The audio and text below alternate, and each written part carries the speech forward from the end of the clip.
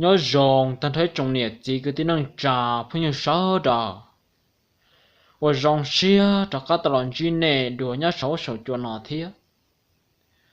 giờ linh ta nhớ linh hú nọ quý là một thả ý ra đan năng lên năng sát sinh hòa giờ linh ta ra đan năng lên năng sát sinh hòa nọ mua luôn về hết tiệt giờ nọ xua tua phi như vậy đồ ó nó nè giờ linh ta thọ trời tàn trò nè trong nhiệt chỉ cứ tin năng trà phải như sáu đỏ nên họ lần đó cũng còn ra mẹ nọ thầu pi một sao thầu sầu sẽ cũng mất thả tao một sầu trong đi trả thiên nó nữa chơi cho linh đó chơi mua ý thâu rồi lô rồi một số linh đó chơi ta rồi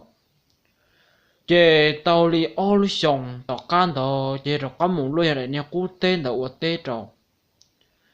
chơi một uất tết rồi chơi nhưng chỉ mua đó chỉ là có bất cứ thế họ chỉ mua tụ có rồi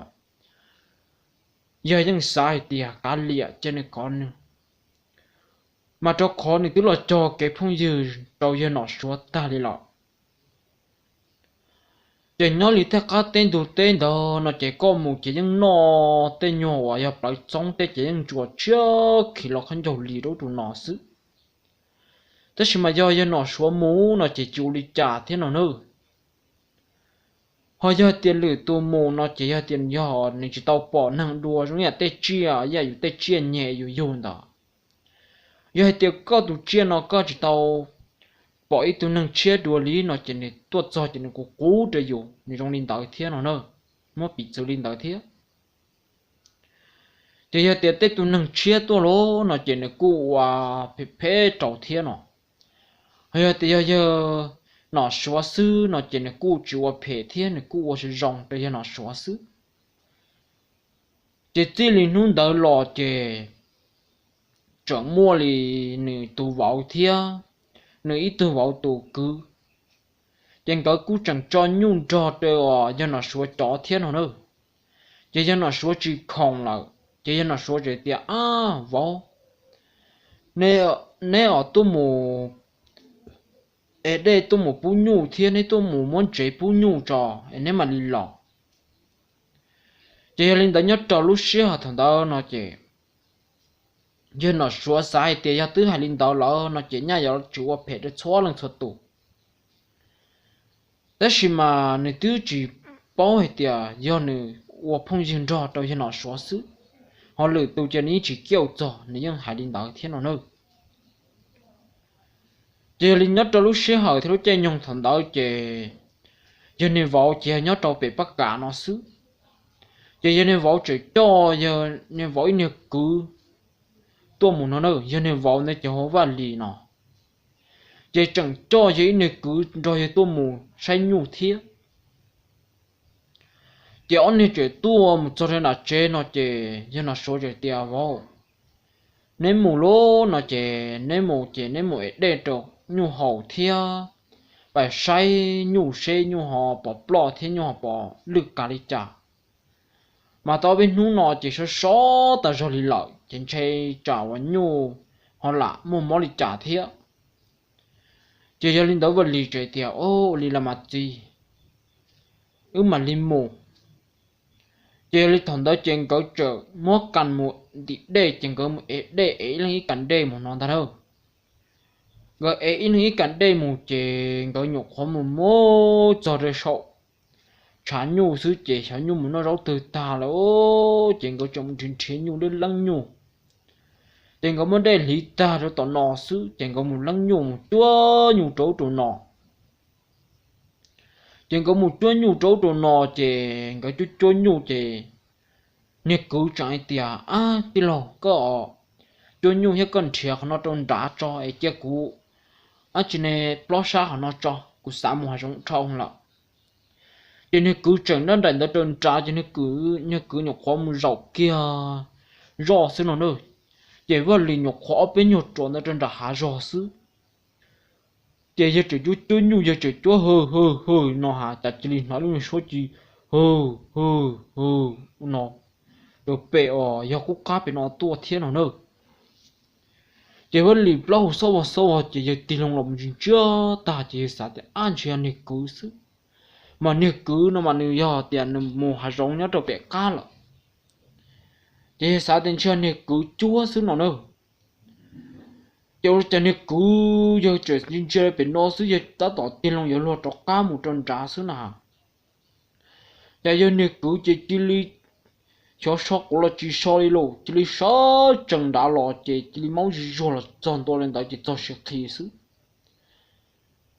chơi lo chọn đấy chơi chơi trước quá đi nó nữa chơi giờ giờ vẫn lịch chơi tiệt giờ có chỉ tao sót quá rồi chơi trước quá luôn có chút quá rồi giờ thì thì lo chỉ tao sót quá chạy không rồi đi chán à thì có bạn nói chỉ giờ vẫn lịch chơi tiệt cũng chỉ nói con nó là chưa có chỉ nó có chút nhu ta chỉ tới chút nhu thế nào giờ chẳng ai nó tới giờ thế nào nữa giờ nó vẫn lì trời thì sao lại đã có chúa xí nào giờ thì cũng này tao chúa na có chúa ta chỉ chúa bé tôi nào mà nhớ trâu bé chỉ mới cho nhớ trong ở đó tỏ lại tôi nhung bao mà mó nhớ trâu bé thế nào nữa giờ đi chẳng cứ tôi đến chia trâu bé như cứ mặc kia trâu bé nhà giờ mới lúc nào cá chuột ya tại chuột nhớ trâu bé cho nên cứ mặc khi nhân gia họ thợ bé chẳng cần chia tiền tu thì tu chỉ thấy liếc mà nó lý lo xứ chẳng có nhìn chia chạy ple chạy tung khẩn khả chỉ đọc ăn dần dần cho nên trong này dần là cá tôm cho nó sầu chỉ lần nó sầu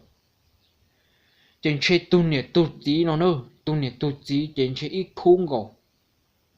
trên nhớ tí bỏ sầu trên chỗ thọp với trong nó trên chỗ non chùa cho càng sư trên cái chai lô trên cái ở tu số này phim vài sư một chế trên cái kilo một chế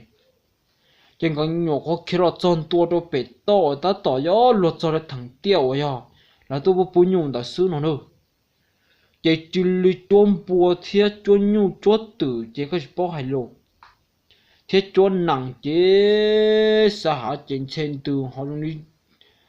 họ luôn tu chạy trâu lại luôn rủ đó thằng đó vậy ta tao giờ chua mong là cọ mong là xứ nào nữa kiểu đi chẳng cần chia chỉ用嚟luôn tu chạy trâu luôn rủ họ can không chạy con chó cần con chó chuột đi làm chơi chơi bự đi thế lộ chạy giờ lâu vẫn lý do tu lo chạy lâu vẫn lý cho cái ổn tệ chạy cho giờ này cứ ổn tệ nó nữa chạy giờ chạy chú chú đi chẳng nó chỉ tao rồi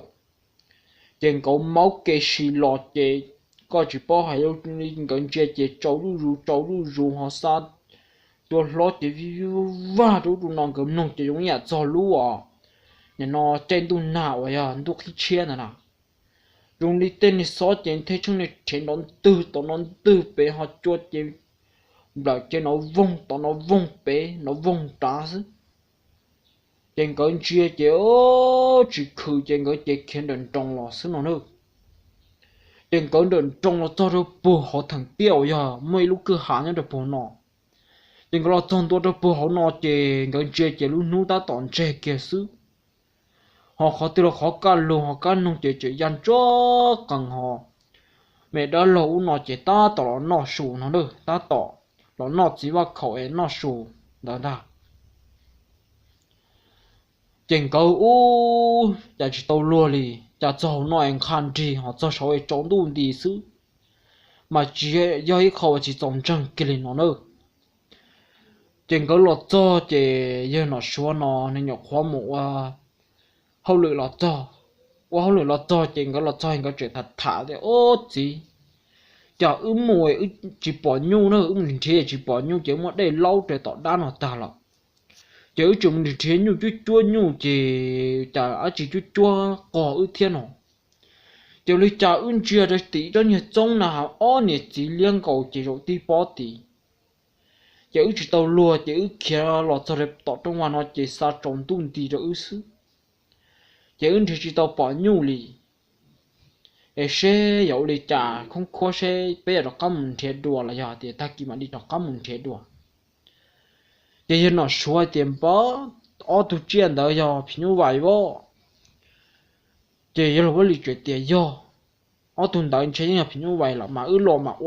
phê chữ tại sao mà chạy hàng đi hệ trong chạy hàng đi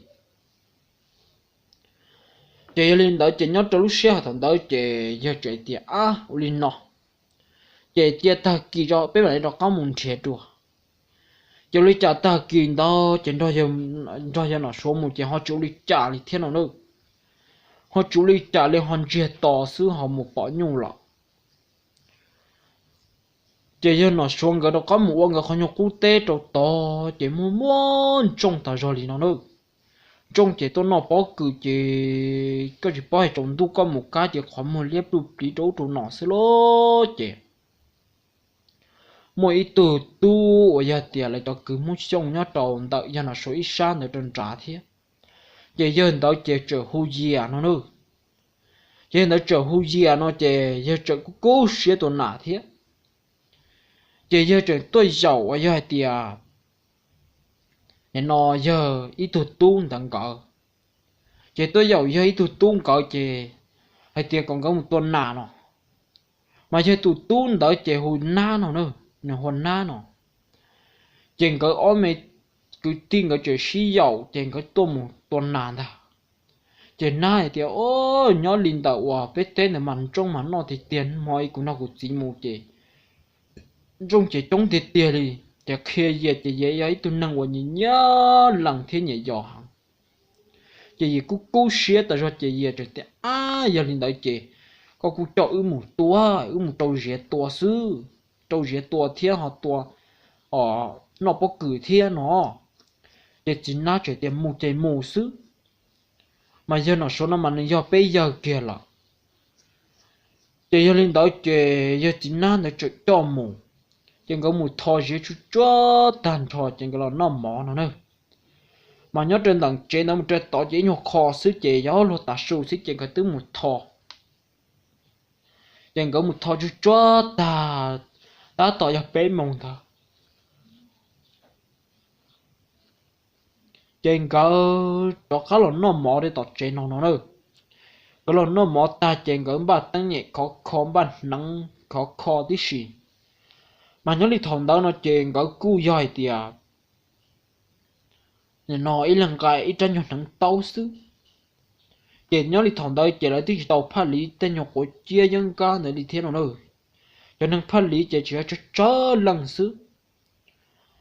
chèn có cái ý tranh nhau thằng tàu xứ chèn lần ba liền là bếp đó nhau từ xu xứ chèn ở giờ tua nó ở giờ tua cho chèn ở giờ chợ nhớ rõ giờ chỉ sĩ thả sĩ chở giờ để tiểu u trong này nạp vào phó ta sao đi lọ chỉ chữ một ca sĩ bỏ môn nào tôi nói dễ cho chỉ na nhớ trên đời khó chú chỉ na các tăng trồng trà chỉ từ bỏ tôi nhận trong tôi nói bỏ cứ cho sáu bỏ lại nó nữa mà nhớ trời già trà nó chỉ muốn do muốn trong chỉ trong tôi nói để sáu bỏ xứ chỉ nhớ trong lúc xưa họ đã chỉ có chuyện muốn chi riêng nó đâu có muốn chi riêng chỉ ở đi chả có nhiều khoản chi ở nhiều lự bé nhiều lự xứ chỉ có cú tua tàu mà lý là ở bên nhiều tồn đó chỉ thầu ông cái tua tàu chỉ cho nên trong đó cô nó rõ ta rồi nó có tí tê tông cầu cho cái nữa xứ chỉ nữa cô nó chi nó thiên nữa cô mà con nông nhà tê tùng trong nó lo mà cô mà chẳng nó rê ya tê tùng bùa con để tê tùng nhộng bò cho là một sạ cái nào chỉ người tua tao biết tùng nhon trong này chính trong phía qua lên đó nó nữa chính trong qua lên đó chính chơi dân nó là hiệu lịch trả nếu chỉ đi cho cá lò chỉ có chỉ ba hai lô cho cá lò và cho lo theo đó có dễ đường cậu chỉ cậu nhớ trong đàn nó trên cậu nông chỉ đó số lò chỉ tên này có dễ lo đủ đã tới sự cho hắn đọt tàu lò đó là trên cậu nông chỉ nhưng nông trong linh đó trong lý do án cầu sư nó được đó chỉ cho nó tí tông mà chả là chúng ta bây giờ mà chả nó khá nó thế mà chả sao qua nhỏ bao dễ tờ nữa mà chi chút chua tao tê sư họ sao tên gỡ nông chỉ đi sao tên cho nhân tông chỉ vong đó và tao tê sư nó được trên gỡ trai trên gỡ chỉ kia lòng chế đùa thiết trên gỡ kia lòng chế chế gỡ lòng kia đâu giờ chế giờ chẳng thể cho nên cho tỏ nói tí lò hay cho cuối tiệc cậu phong dư sư cậu giờ lưng từ là phong dư sư chỉ sau đi nó cho trồng trai chỉ giờ cho nó trồng đi nó nữa chỉ giờ trái tiệc giờ mua ít nút tiền cho cậu đi nó trồng củ đùa thiên chế củ đâu còn này to kia sư chị giờ trộn trông này nó trâu thiết chị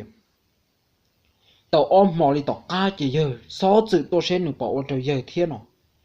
chị tua chị chia to sự thiết nó nữa đó chỉ mà ở tàu nó tàu cá chị nửa trâu cá là ôm một số trâu giờ tiệt ô nè ở từ tu tôi mua cụ tê cái tê bùa tôi mua tôi tua ta là để chỉ sao còn này tôi mua tua nữa tê chia nó chỉ là cụ lì sư ấy cụ chỉ sao còn muốn này mua tua cụ cho lại tôi một giò no là sẽ trái lại cho lại tôi một giò no sẽ này không mua tua giờ giờ chẳng hay tiêu uli mà đi chỉ tua đó chỉ mà thô còn giờ lăng từ là còn chỉ thô là tháp bao thì còn chỉ thô là uli đạo ấy là chân trái đi thì linh đạo nhớ cho lúc xưa họ thằng đạo chị tụi nên đạo chỉ li trả nó kia xứ chị lăng từ một loại những chỉ chuột tha lại nó nữa chị linh đạo nhớ li ra nó chị cũng chúng nó cho là một thảo cho chị linh nó xứ thế mà cho cái là một bà sẽ là một lòng nhớ từ li ra chỉ là giờ nhớ từ li trong chia thiết sẽ đợi nhớ rộng như trong phong như sáu đạo